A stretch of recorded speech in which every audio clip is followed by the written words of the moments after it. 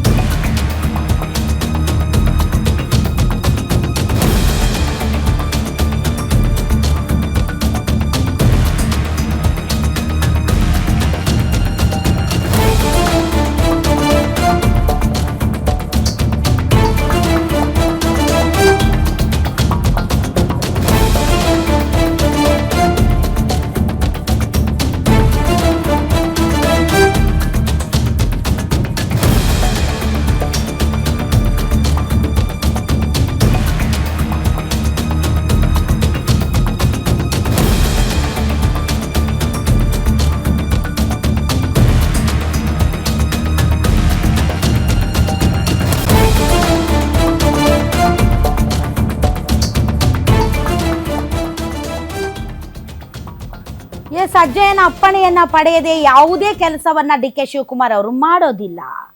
ಇದನ್ನ ಅವರು ಹಲವಾರು ಬಾರಿ ಹೇಳಿದ್ದಾರೆ. ನಾಮಪತ್ರ ಸಲ್ಲಿಕೆ ಆಗಿರ್ಬೋದು, ಅಥವಾ ಬಿ ಫಾರ್ಮ್ ತೆಗೆದುಕೊಳ್ಳಬೇಕಾದ್ರೆ ಆಗಿರಬಹುದು, ಅಥವಾ ಎಲ್ಲ ಕೆಲಸ ಆರಂಭಿಸೋದಕ್ಕಿಂತ ಮುಂಚೆ ಅಜ್ಜಯ್ಯನ ಪರ್ಮಿಷನ್ ಅನ್ನ ಡಿ.ಕೆ. ಶಿವಕುಮಾರ್ ಅವರು ತೆಗೆದುಕೊಳ್ತಾರೆ. ಸೊ ನಡುವಿನಕೆರೆ ಮಠದ ಆದೇಶವನ್ನ ನಾನು ಪಾಲಿಸಿಯೇ ಪಾಲಿಸುತ್ತೇನೆ. ಡಿ.ಕೆ. ಶಿವಕುಮಾರ್ ಅವರು ಶ್ರೀ ಕಾಡಸಿದ್ದೇಶ್ವರ ಮಠದ ಭಕ್ತರಾಗಿದ್ದಾರೆ. ಮುಖ್ಯಮಂತ್ರಿ ಆಗಬೇಕು ಅನ್ನುವ ಸಂಕಲ್ಪವನ್ನ ಕೂಡ ಮಾಡಿದ್ರು. ಶ್ರೀಮಠದ ಆಶೀರ್ವಾದ ಅವರ ಮೇಲಿದೆ. ಅವಕಾಶಕ್ಕಾಗಿ ತಾಳ್ಮೆಯಿಂದ ಅವರು ಕಾಯ್ತಾ ಇದ್ದಾರೆ. ಆದಷ್ಟು ಬೇಗ ಅವರು ಮುಖ್ಯಮಂತ್ರಿ ಆಗ್ತಾರೆ. ಯಾಕಂದ್ರೆ ಅವರು ಅತ್ಯುತ್ತಮ ಸಂಘಟನಾಕಾರರಾಗಿದ್ದಾರೆ. ಅಜ್ಜಯ್ಯನ ಗದ್ದುಗೆಯ ದರ್ಶನ ಪಡೆದುಕೊಂಡು ಹೋಗಿದ್ದಾರೆ ಮತ್ತು ಅವರು ಮುಖ್ಯಮಂತ್ರಿ ಆಗ್ತಾರೆ ಅಂತ ನೊಣವಿನಕೆರೆ ಶ್ರೀ ಕಾಡುಸಿದ್ದೇಶ್ವರ ಮಠದ ಡಾಕ್ಟರ್ ಕರಿವೃಷಭ ದೇಶಿಕೇಂದ್ರ ಶಿವಯೋಗೀಶ್ವರ ಸ್ವಾಮೀಜಿಗಳು ಭವಿಷ್ಯ ನುಡಿದಿದ್ದರು. ಈಗ ಆ ಭವಿಷ್ಯ ನಿಜವಾಗಿದೆ ಮತ್ತು ಇನ್ನೇನು ಕೆಲವೇ ಕ್ಷಣಗಳಲ್ಲಿ ತುಮಕೂರಿನ ಅಜ್ಜಯ್ಯನ ಮಠಕ್ಕೆ ತೆರಳಲಿದ್ದಾರೆ ಡಿ.ಕೆ. ಶಿವಕುಮಾರ್. ಇನ್ನು ಕೆಲವೇ ಕ್ಷಣಗಳಲ್ಲಿ ಸುದ್ದಿಗೋಷ್ಠಿ ಆರಂಭ ಆಗುತ್ತೆ. ಯಾಕೆಂದ್ರೆ ಸಿದ್ದರಾಮಯ್ಯನವರು ತಮ್ಮ ರಾಜೀನಾಮೆಯನ್ನ ಘೋಷಣೆ ಮಾಡಲಿದ್ದಾರೆ. ಕಾವೇರಿ ನಿವಾಸದಲ್ಲಿ ಸಿಕ್ಕಾಪಟ್ಟೆ ಬೆಳವಣಿಗೆಗಳು ನಡೀತಾ ಇದೆ. ಈಗಾಗಲೇ ಶಾಸಕರುಗಳು, ಸಚಿವರುಗಳು ಅಲ್ಲಿ ಉಪಹಾರ ಕೂಟದಲ್ಲಿ ಭಾಗವಹಿಸಿದ್ದಾರೆ. ಬನ್ನಿ, ಕಾವೇರಿಯಿಂದ ನನ್ನೊಂದಿಗೆ ನೇರ ಸಂಪರ್ಕಕ್ಕೆ ಮತ್ತೆ ನಮ್ಮ ಪೊಲಿಟಿಕಲ್ ಬ್ಯೂರೋ ಚೀಫ್ ಮಾರುತಿ ಮತ್ತು ನಮ್ಮ ಸೀನಿಯರ್ ಕರೆಸ್ಪಾಂಡೆಂಟ್ ವೀರೇಶ್ ದಾನಿ ಕೂಡ ಲೈವ್ಗೆ ಜಾಯಿನ್ ಆಗಿದ್ದಾರೆ. ಮಾರುತಿ, ಆ ಪ್ರೆಸ್ ಮೀಟ್ ಅಲ್ಲೇ ಕಾವೇರಿಯಲ್ಲೇ ನಡೀತಾ ಇದೆಯಾ? ಎಲ್ಲರೂ ಅಲ್ಲೇ ಇದ್ದಾರಾ? ಮೀಟಿಂಗ್ ಮುಗಿಸ್ಕೊಂಡು ಯಾರಾದರೂ ಹೊರಗಡೆ ಬರ್ತಾ ಇದ್ದಾರಾ, ಅಥವಾ ಆ ಸುದ್ದಿಗೋಷ್ಠಿ ನಡೆಸಿ ಸೀದಾ ರಾಜಭವನಕ್ಕೆ ಏನಾದರೂ ತೆರಳ್ತಾರಾ? ಸೊ ಇವತ್ತಿನ ಬೆಳವಣಿಗೆಗಳು ಏನೇನು?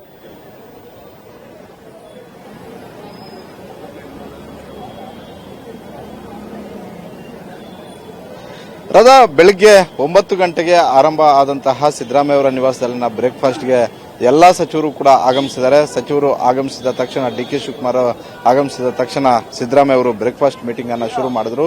ಬ್ರೇಕ್ಫಾಸ್ಟ್ ಮೀಟಿಂಗ್ ಅಲ್ಲಿ ಸಚಿವರಿಗೆ ಯಾವ ಸಂದೇಶವನ್ನ ರವಾನೆ ಮಾಡಬೇಕಾಗಿತ್ತೋ ಆ ಸಂದೇಶವನ್ನ ರವಾನೆ ಮಾಡುವಂತಹ ಒಂದು ಕೆಲಸ ಸಿದ್ದರಾಮಯ್ಯ ಅವರು ಮಾಡಿದ್ರು. ಕಾಂಗ್ರೆಸ್ ಹೈಕಮಾಂಡ್ ನಾಯಕರಾದಂತಹ ರಾಹುಲ್ ಗಾಂಧಿ ಅವರು ಸೂಚನೆಯಂತೆ ನಾನು ನನ್ನ ಸ್ಥಾನಕ್ಕೆ ರಾಜೀನಾಮೆಯನ್ನು ಕೊಡ್ತಾ ಇದ್ದೀನಿ. ನನಗೆ ಇಷ್ಟು ದಿನಗಳ ಕಾಲ ನಿಮ್ಮ ಇಲಾಖೆಗಳ, ಅದರಲ್ಲೂ ವಿಶೇಷವಾಗಿ ಗ್ಯಾರಂಟಿಗಳ ಅನುಷ್ಠಾನ ಮಾಡುವಂತಹ ಒಂದು ವಿಚಾರದಲ್ಲಿ ಎಲ್ಲರೂ ಕೂಡ ಸಂಪೂರ್ಣವಾದಂತಹ ಒಂದು ಸಹಕಾರವನ್ನು ಕೊಟ್ಟರು. ಉತ್ತಮವಾದಂತಹ ಒಂದು ಆಡಳಿತವನ್ನ ಮಾಡೋದಕ್ಕೆ ನಿಮ್ಮ ಸಹಕಾರ ಇತ್ತು. ಹೀಗಾಗಿ ಇದು ಮುಂದೆ ಯಾರೇ ನಾಯಕರಾದರೂ ಕೂಡ ಇದನ್ನ ನೀವು ಮುಂದುವರಿಸಬೇಕು ಅನ್ನುವಂತಹ ಒಂದು ಸಲಹೆಯನ್ನು ಕೊಟ್ಟರು. ರಾಜಭವನಕ್ಕೆ, ಲೋಕಭವನಕ್ಕೆ ರಾಜ್ಯಪಾಲರು ಮುಂಬೈ ಪ್ರವಾಸದಲ್ಲಿರೋದ್ರಿಂದ ಬಹುತೇಕ 2 ಗಂಟೆ ಒಳಗಡೆ ರೀಚ್ ಆಗ್ತಾರೆ. ಆ 2 ಗಂಟೆ ಒಳಗಡೆ ರೀಚ್ ಆದ ತಕ್ಷಣ 3 ಗಂಟೆಗೆ ಸಿದ್ದರಾಮಯ್ಯ ಅವರು ರಾಜಭವನಕ್ಕೆ ತೆರಳಿ, ಲೋಕಭವನಕ್ಕೆ ತೆರಳಿ ಸಿದ್ದರಾಮಯ್ಯ ಅವರು ಸೇರಿದಂತೆ ಕೆಲ ಸೀನಿಯರ್ ಸಚಿವರು ಕೂಡ ಅವ್ರ ಜೊತೆ ಹೋಗಬಹುದು. ಹೋಗಿ ರಾಜಭವನದಲ್ಲಿ ರಾಜ್ಯಪಾಲರಿಗೆ ರಾಜೀನಾಮೆ ಪತ್ರವನ್ನ ಕೊಡ್ತಾರೆ.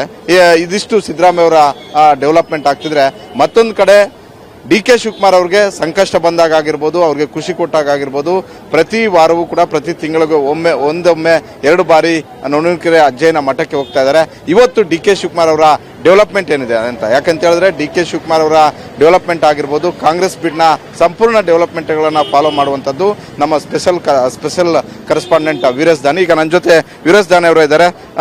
ದಾನಿ, ಡಿ ಕೆ ಶಿವಕುಮಾರ್ ಅವ್ರಿಗೆ ಸಂಕಷ್ಟ ಬಂದಾಗ್ಲೂ ಕೂಡ ನುಣಕೆರೆ ಮಠಕ್ಕೆ ಹೋಗ್ತಾರೆ, ಅಜ್ಜಯ್ಯನ ಆಶೀರ್ವಾದವನ್ನು ಪಡೆದುಕೊಳ್ತಾರೆ.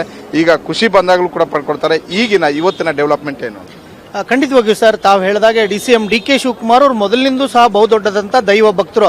ಅವರು ಏನೇ ಕಾರ್ಯಗಳನ್ನು ಮಾಡಲಿ, ಯಾವುದೇ ಕೆಲಸಗಳನ್ನು ಮಾಡ್ಲಿಕ್ಕೆ ಹೋಗುವಂತ ಸಂದರ್ಭದಲ್ಲೂ ಸಹ ಪೂಜೆ ಪುನಸ್ಕಾರಗಳನ್ನ, ಹೋಮ ಹವನಗಳನ್ನ ಮಾಡುವಂತದ್ದು ನಾವು ಮೊದಲಿಂದ ನೋಡ್ಕೊಂತ ಬರ್ತಾ ಇರುವಂತದ್ದು. ನಿನ್ನೆಯಿಂದನೂ ಸಹ ಆ ನಿಟ್ಟಿನಲ್ಲಿ ಅವರ ಕುಟುಂಬದ ಸದಸ್ಯರುಗಳು, ಅವರ ಆಪ್ತರು ಮತ್ತು ಅವರ ಸಹೋದರರು ಆ ರೀತಿಯಾದ ಚಟುವಟಿಕೆಗಳನ್ನು ಒಂದ್ ಕಡೆ ಮಾಡ್ಕೋತಾ ಇರುವಂತದ್ದು. ಇವತ್ತು CM ಸಿದ್ದರಾಮಯ್ಯನವರ ಜೊತೆಗೆ ಬ್ರೇಕ್ಫಾಸ್ಟ್ ಮೀಟಿಂಗ್ ಮುಗಿದ ಬಳಿಕ ಕೆಲ ನಿಮಿಷಗಳ ಕಾಲ ಅವರ ಜೊತೆಗೆ ಇರುವಂತ ಸಾಧ್ಯತೆಗಳು ಇರುವಂತದ್ದು. ಇನ್ನೊಂದು ನಿಟ್ಟಿನಲ್ಲಿ ಅವರ ನಾವು ಪ್ರವಾಸದ ಟಿಪಿಯನ್ನು ನೋಡ್ತಾ ಇದ್ರೆ, ರಾಜ್ಯಪಾಲರು ಬರೋದು ತಡವಾದ್ರೆ ಅವರು ಬೆಂಗಳೂರಿನಲ್ಲೇ ಇರತಕ್ಕಂತ ನಾಗರಬಾವಿಯಲ್ಲಿ ಇರತಕ್ಕಂತ ಅಜ್ಜಯ್ಯನ ಮಠ ಏನಿದೆ ಅಲ್ಲಿಗೆ ಹೋಗಿ ಆಶೀರ್ವಾದವನ್ನು ಪಡೆದುಕೊಂಡು ಬರುವಂತ ಸಾಧ್ಯತೆಗಳು ಸಹ ಇರುವಂತದ್ದು. ಅದರ ಜೊತೆಗೂ ಸಹ ಅವರು ಭವಿಷ್ಯ ಮತ್ತು ಜ್ಯೋತಿಷಿಗಳಿಗೂ ಸಹ ಸಾಕಷ್ಟು ಗೌರವವನ್ನು ಕೊಡ್ತಾರೆ. ಅವರ ಮಾತುಗಳನ್ನು ಸಹ ಬಹಳಷ್ಟು ಪ್ರೀತಿಪೂರ್ವಕವಾಗಿ ಅದನ್ನು ಸ್ವೀಕಾರ ಮಾಡ್ತಾ ಇರುವಂತದ್ದು. ಹೀಗಾಗಿ ದ್ವಾರಕನಾಥ್ ಸ್ವಾಮೀಜಿ ಅವರನ್ನು ಸಹ ಭೇಟಿಯಾಗಿ ಅವರಿಂದನೂ ಸಹ ಸೂಕ್ತ ಸಮಯ, ಅಂದ್ರೆ ಮುಂದಿನ ದಿನಗಳಲ್ಲಿ ಪ್ರಮಾಣ ವಚನ ಸ್ವೀಕಾರಕ್ಕೆ ಯಾವ ದಿನ ನಿಗದಿ ಮತ್ತು ಸಮಯವನ್ನು ನಿಗದಿ ಮಾಡಬೇಕು ಅನ್ನೋದ್ರ ಬಗ್ಗೆನೂ ಸಹ ಚರ್ಚೆ ಮಾಡುವಂತ ಸಾಧ್ಯತೆಗಳು ಇರುವಂತದ್ದು. ಸೋಮವಾರ ಅಂತಿದ್ದಾರೆ. ಸೋಮವಾರ ಖಂಡಿತವಾಗೂ ಆ ಸಾಧ್ಯತೆಗಳನ್ನು ಸಹ ನಾವು ತಳ್ಳಿ ಹಾಕ್ಲಿಕ್ಕೆ ಆಗಲ್ಲ. ಯಾಕಂತಂದ್ರೆ ಒಂದ್ ಕಡೆ CM ಸಿದ್ದರಾಮಯ್ಯನವರಿಂದ ಎಲ್ಲ ರೀತಿಯಾದಂತ ಕಾರ್ಯಗಳು ಮುಗಿಬೇಕಾಗಿರುವಂತದ್ದು. CM ಸಿದ್ದರಾಮಯ್ಯನವರು ರಾಜೀನಾಮೆಯನ್ನು ಕೊಡಬೇಕಾಗಿರುವಂತದ್ದು, ಅದಾದ ಬಳಿಕ ಶಾಸಕಾಂಗ ಪಕ್ಷದ ಸಭೆ ಆಗಬೇಕಾಗಿರುವಂತದ್ದು ಮತ್ತು ಹೈಕಮಾಂಡ್ ನಾಯಕರುಗಳ ಅವರನ್ನು ಸಹ ಪ್ರಮಾಣ ವಚನ ಸ್ವೀಕಾರ ಸಮಾರಂಭದಲ್ಲಿ ಅವ್ರನ್ನೂ ಆಹ್ವಾನ ಮಾಡಬೇಕಾಗಿರುವಂತಹ ಅನಿವಾರ್ಯತೆ ಇರುವಂತದ್ದು. ಹೀಗಾಗಿ ಎಲ್ಲರ ಒಂದು ಸಮಯವನ್ನು ನಿಗದಿಪಡಿಸಿದ ಬಳಿಕ DCM DK ಶಿವಕುಮಾರ್ ಅವರು ವಿಶೇಷವಾಗಿ ಅಜ್ಜಯ್ಯನ ಆಶೀರ್ವಾದ ಯಾವಾಗ ಸಿಗುತ್ತೆ, ಅವರು ಯಾವ ಸಂದರ್ಭಕ್ಕೆ ಸಮಯವನ್ನು ಕೊಡ್ತಾರೆ ಅನ್ನೋದನ್ನು ನೋಡಿಕೊಂಡು ಅವರ ಪ್ರಮಾಣ ವಚನ ಸ್ವೀಕಾರಕ್ಕೆ ಮುಂದಾಗುವಂತ ಸಾಧ್ಯತೆಗಳು ಇರುವಂತದ್ದು. ಸರ್, ರಾಧಾ, ಈಗ ಮುಖ್ಯಮಂತ್ರಿ ಸಿದ್ದರಾಮಯ್ಯ ಅವರು 3 ಗಂಟೆಗೆ ಲೋಕಭವನಕ್ಕೆ ತೆರಳಿ ರಾಜೀನಾಮೆ ಪತ್ರವನ್ನ ರಾಜ್ಯಪಾಲರಿಗೆ ಕೊಡ್ತಾರೆ. ಅದಕ್ಕೂ ಮೊದಲು ಈಗ ಬ್ರೇಕ್ಫಾಸ್ಟ್ ಮೀಟಿಂಗ್ ಮುಗಿದೋಗಿದೆ. ಅದಾದ ಬಳಿಕ ಯಾವುದೇ ಮಾರುತಿ ಬ್ರೇಕ್ಫಾಸ್ಟ್ ಮೀಟಿಂಗ್ ಸತತ 2 ಗಂಟೆಗಳಿಂದ ನಡೀತಾನೆ ಇದೆ. ಬ್ರೇಕ್ಫಾಸ್ಟ್ ಮೀಟಿಂಗ್ ಸತತ 2 ಗಂಟೆಗಳಿಂದ